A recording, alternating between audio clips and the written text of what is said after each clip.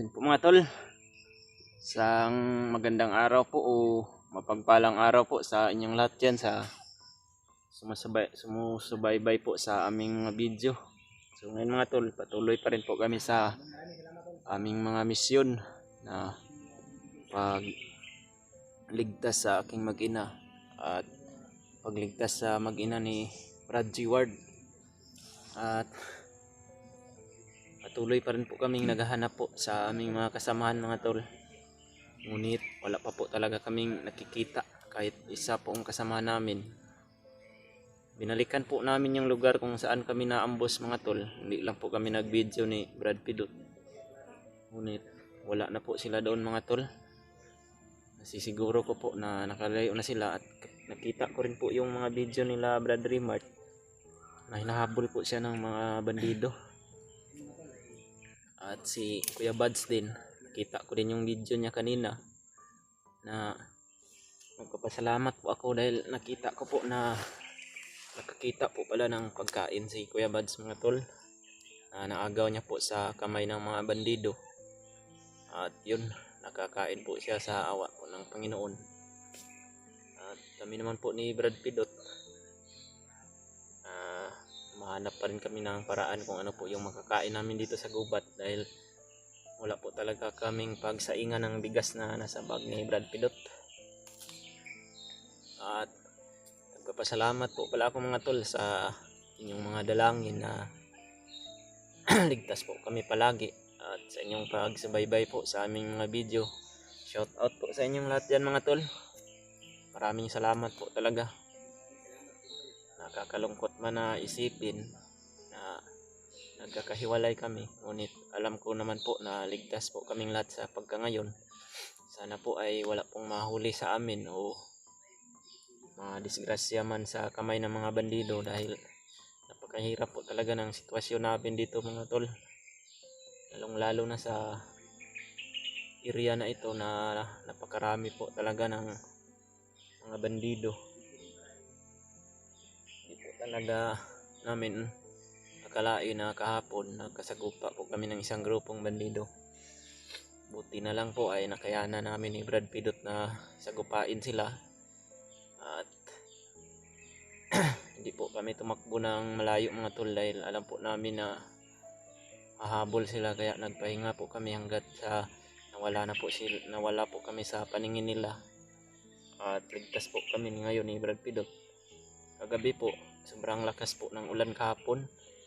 Hindi na po kami nag-video ni Brad Pidot dahil mababasa po yung mga bag namin. Alas 4 na ng hapon Brad.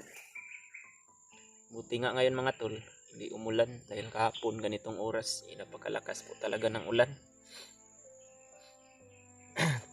Buti naman po ay mayroon po kaming trapal ni Brad Pidot dyan sa bag niya. Kay Kuya Buds pa po yung trapal na yan. Yun po yung naging pasilungan po namin sa panahon po ng tag-ulan. At sana po mga tol, patuloy pa rin po kayo na susuporta po sa aming mga video. Nang sa ganun po ay makikita po namin kung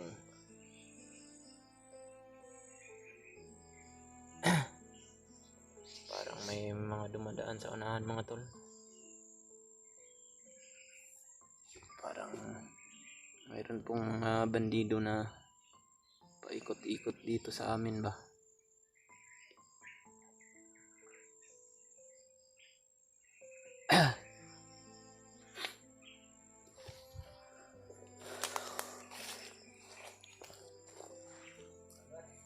Brad?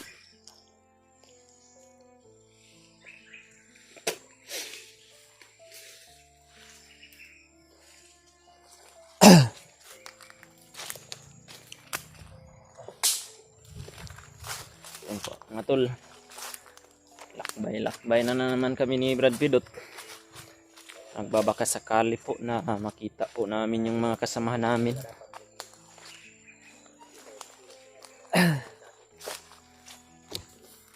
Lakbay at magmamasid lang po yung mga ginagawa namin mga tol. hanggang sa makita po namin yung aming kasamahan o yung mag-ina ko po. Subukan po namin na hanapin po sila dito sa bundok. Ngunit sa kasamaang palad, hindi po nahahanap ko po yung mag-ina ko dito mga tol.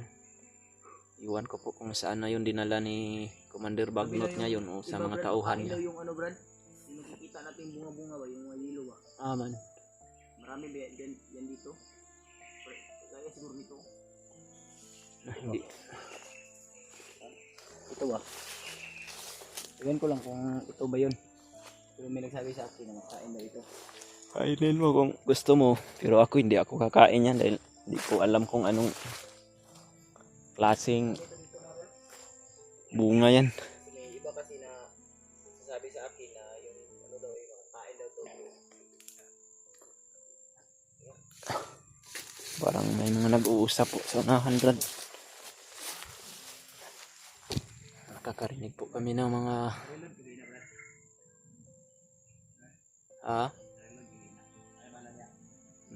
apa?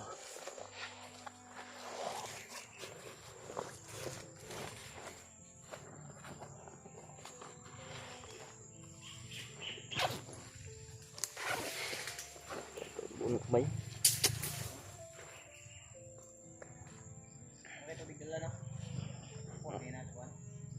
Wala ko kakuha oy.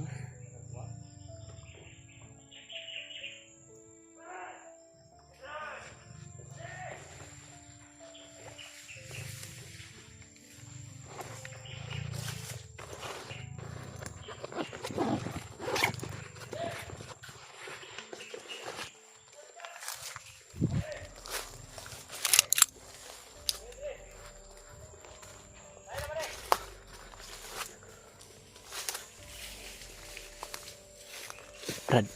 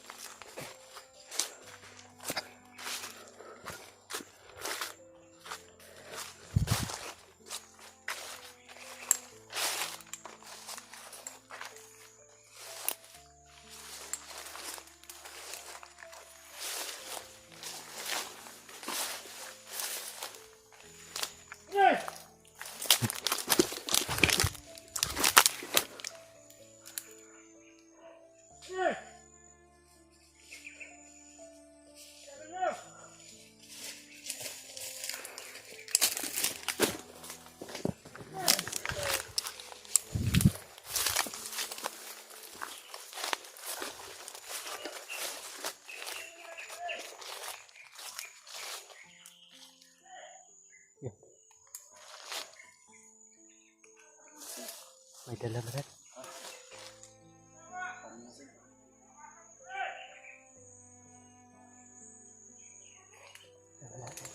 Brad, atras tayo dito Brad.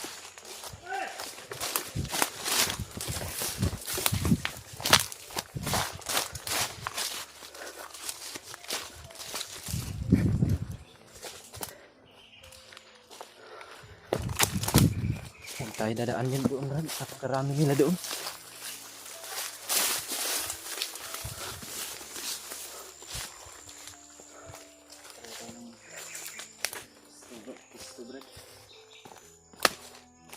Okay, magmasid muna tayo. Huwag muna tayo lakad ng lakad. Mas lalo sana. Doon sana kami dadaan sa dinaanan namin tol, ngunit nakita po namin na marami pong nagtitipon ba. So, nagsisigawan na sila. Baka makita na naman nila yung mga pinatay namin. Mag-alirto na naman yan sila.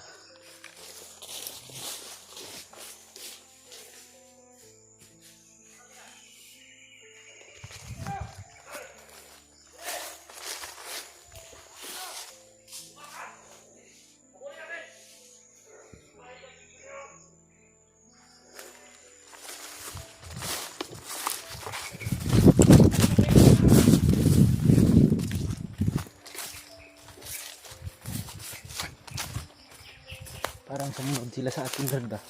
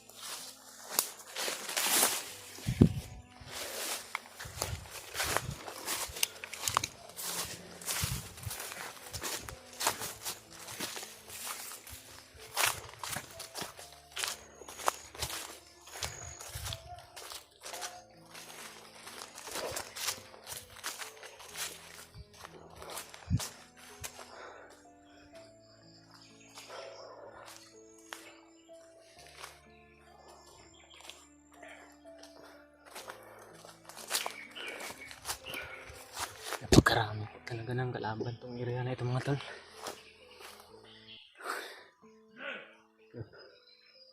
Mayroon na naman dito sa likuran.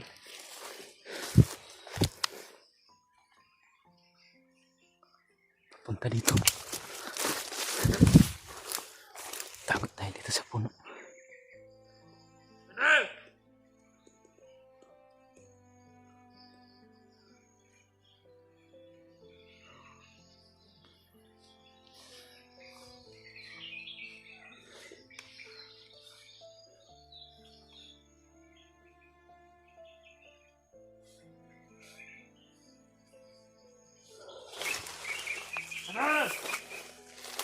Nahanap niya yung mga kasama niya.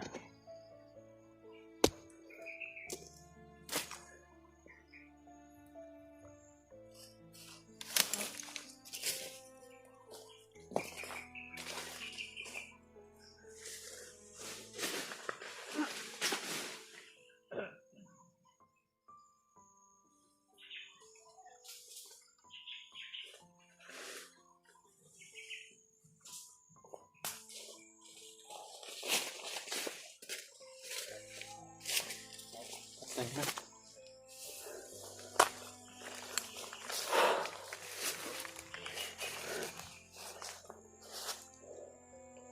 May mga putukan sa unahan rin ba?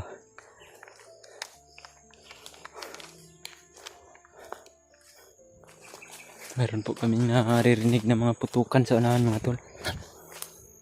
Ngunit hindi po kami basta-basta na lang napupunta doon.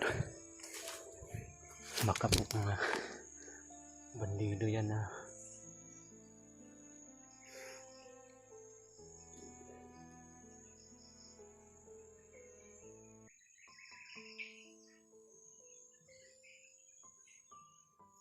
sana po mga tol ay ligtas po ang aking mga kasamahan ngayon Sana po hindi po sila yung nakikipagputukan ngayon.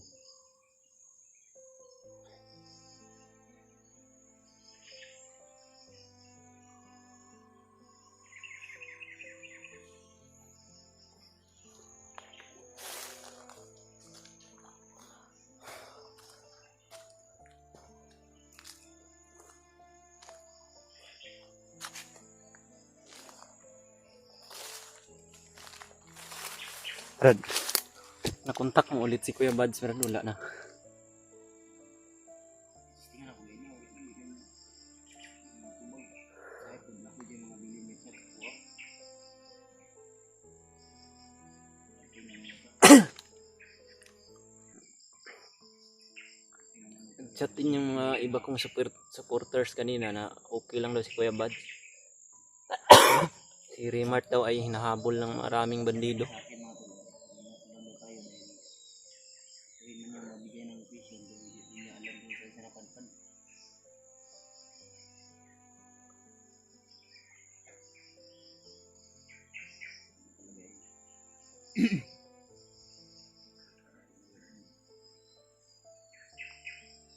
Sana kaya yan sila ba?